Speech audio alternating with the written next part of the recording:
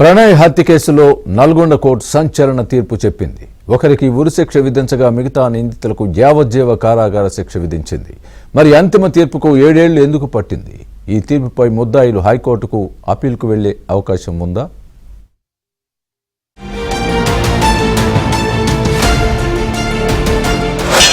ప్రణయ్ హత్య కేసులో సంచలన తీర్పు. గొడ్డలితో ప్రాణం తీసిన సుభాష్ కు ఉరి, మిగిలిన నిందితులకు జీవిత ఖైదు.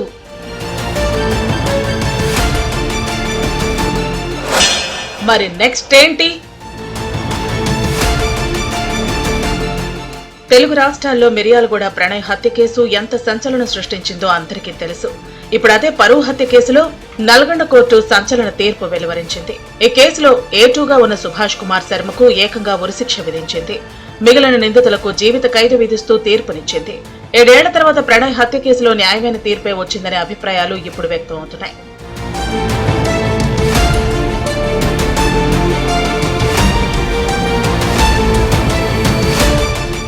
ప్రణయ్ హత్య కేసులో A1 నిందితుడిగా ఉన్న మారుతీరావు 2020లోనే ఆత్మహత్యకు పాల్పడ్డారు. ఈ కేసులో A2గా సుభాష్ కుమార్ శర్మ, A3గా అస్కర్ అలీ, A4గా అబ్దుల్ బారీ, A5గా కరీం, A6గా అమృత బాబాయ్ శ్రవణ్ కుమార్, A7గా శివ, A8గా నిజాం ఉన్నారు. వీరిలో సుభాష్ శర్మకు ఉరిశిక్ష విధించగా మిగతా ముద్దాయిలకు యావజ్జీవ కారాగార శిక్ష విధించింది. నల్గొండ పోలీస్ తరఫు నుంచి ఎమ్మటే FIR రిజిస్టర్ చేసిన తర్వాత కూడా అన్ని సాక్ష్యాలు కూడా యాజ్ పర్ ప్రొసీజర్ పకడ్బందీగా సేకరించడం జరిగింది. దీనికి సంబంధించి టెక్నికల్ డీటెయిల్స్తో పాటు విట్నెస్ స్టేట్మెంట్స్ కూడా ప్రాపర్గా చేయడం జరిగింది. మనం అప్పుడున్న ఈ కేసుని మంచిగా ఇన్వెస్టిగేషన్ చేసి పేపర్ వర్క్ బిల్డప్ చేసిన తర్వాత కోర్టులో ట్రయల్ నడిచింది. దీంట్లో మొత్తం 102 విట్నెస్ స్టేట్మెంట్స్ని తీసుకోవడం జరిగింది.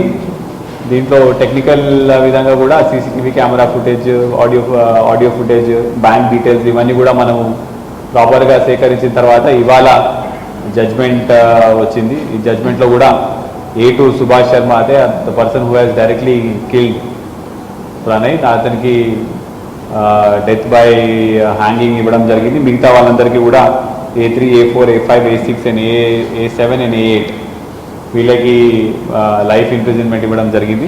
తీర్పు అనంతరం ప్రణయ్ తండ్రి బాలస్వామి, తల్లి ప్రేమలత, తమ్ముడు అజయ్ సమాధి వద్ద నివాళులర్పించారు. సమాధి వద్ద పూలు చల్లి తీవ్ర భావోద్వేగానికి గురయ్యారు. ఈ తీర్పుతో నేరస్తులకు కనువిప్పు కలగాలని అన్నారు. ఈ తీర్పుతో అయినా పరువు హత్యలు ఆగిపోవాలని ఆకాంక్షించారు. మా బాబు ప్రణయ్ హత్య జరిగినప్పుడు ఇదే చివరి హత్య జరగాలని చెప్పి జస్టిస్ ఫర్ ప్రణయ్ అని చెప్పి చాలా మేము పోరాటం చేశాము. కానీ ఆ హత్య తర్వాత కూడా చాలా హత్యలు జరగటం అనేది జరిగింది. కుల దురహంకార హత్యలు చేసే వాళ్లకు, తర్వాత కన్న కూతుర్లను చంపుకునే వాళ్లకు, కన్న కొడుకులను చంపుకునే వాళ్లకు, అవతలి వ్యక్తులను చంపే వాళ్లకు కులం పేరుతోని ఈ యొక్క తీర్పు అనేది కనువిప్పు కావాలని నేను కోరుకుంటున్నాను. ఇన్సిడెంట్ తర్వాత మీ అందరికీ తెలుసు, చాలా లాస్ అయిపోయాం మేము. ఇప్పుడు మాకు కొడుకు లేకుండా పోయాడు, అమృతకి నా భర్త లేకుండా, తర్వాత నా మనవనికి తండ్రి లేకుండా పోయాడు. తర్వాత మారుతిరావు ఆయన అమృత ఫాదర్ ఆయన కూడా సూసైడ్ చేసుకున్నాడు. 6 మందికి జీవిత ఖైదు విధించడం అనేది జరిగింది. వారి కుటుంబాలు కూడా బాధపడుతూ ఉంటాయి. కాబట్టి ఎవరైతే ఈ సుపారీలు తీసుకొని హత్యలు చేసే వాళ్ళకి ఇది ఒక కనువిప్పు కావాలి. ఇక్కడి దాకా అంతా బాగానే ఉంది, కానీ ఈ కేసులో అంతిమ తీర్పు వచ్చేందుకు ఇంత టైం ఎందుకు పట్టిందనేదే ఇప్పుడు అసలు చర్చ. ఎందుకంటే కళ్ల ముందు సాక్ష్యం ఉంది. CCTV ఫుటేజ్ లో హత్య ఎలా జరిగిందో క్లియర్ గా కనిపిస్తోంది. పైగా ఈ కేసులో A2గా ఉన్న సుభాష్ శర్మ ప్రణయ్ ని చంపిన విజువల్స్ ఫుటేజ్ లో క్లియర్ గా కనిపిస్తోంది. అదేమి గ్రాఫిక్స్ కాదు, VFX అంతకన్నా కాదు, క్లియర్ ఎవిడెన్స్. చంపినోడు నేరం కూడా ఒప్పుకున్నాడు. సాక్ష్యాలన్నీ కళ్ల ముందే ఉన్న సుభాషే ప్రధాన దోషి అని నిర్ధారించడానికి, మిగతా నిందితులకు శిక్ష వేయడానికి 7 ఏళ్లు పట్టింది.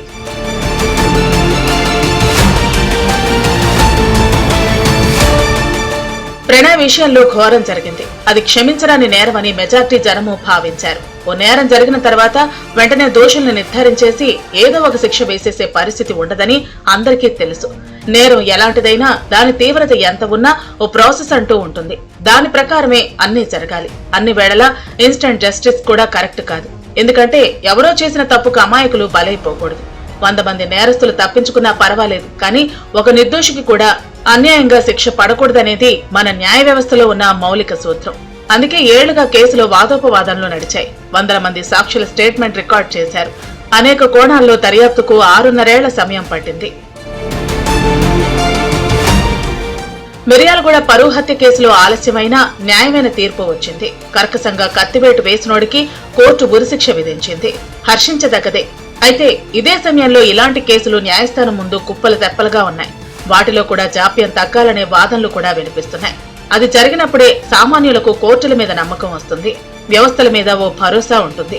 ఇకపోతే నల్గొండ కోర్టు తీరుపై ముద్దాయిలు పైకోర్టుకు అప్పీలుకు వెళ్లే అవకాశం ఉందా, వెళితే అక్కడ ఎలాంటి తీర్పు వస్తుంది అనేది ప్రస్తుతం సస్పెన్స్ గా మారింది.